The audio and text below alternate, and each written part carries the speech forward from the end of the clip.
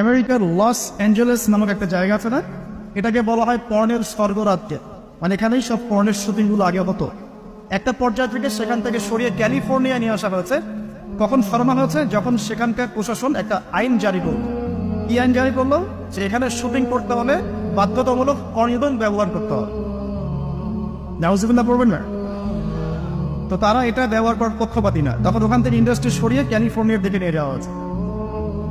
তো শুধু আমেরিকায় প্রতি বছর 10 থেকে 12 বিলিয়ন ডলারের ব্যবসা করে এখানে।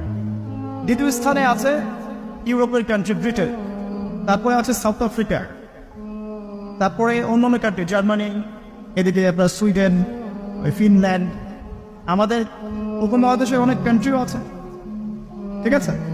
তো এই যে নীল সংস্কৃতি সারা ওয়ার্ল্ডে তারা ছড়িয়ে দিল, এখান থেকে আমি একটা নাম চুজ করেছি আর কি, যে নীল দর্পণ।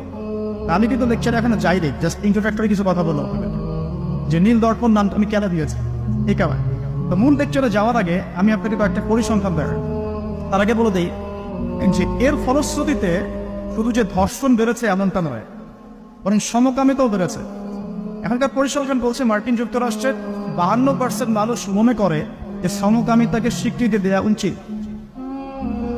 এবং 41% মানুষ মনে করে দেওয়ার দরকার নেই। কিন্তু আইনত এটা লিগালাইজড, এটা ওদের বাক স্বাধীনতা।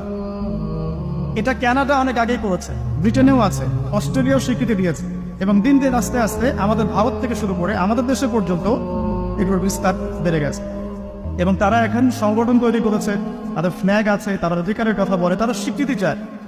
এবং পর্ন সম্পর্কে পড়তে গিয়ে আমি দেখলাম যে নর্মালি পর্নের যে ভিডিওগুলো হয় এগুলো হচ্ছে চলচ্চিত্রের মতো, জাস্ট যেমন একটা নায়ক নায়িকা শুটিং করে, গায়ক গায়িকা যেমন শুটিং করে, ঠিক এরকম করেই ফিল্মস শুট করা হয়।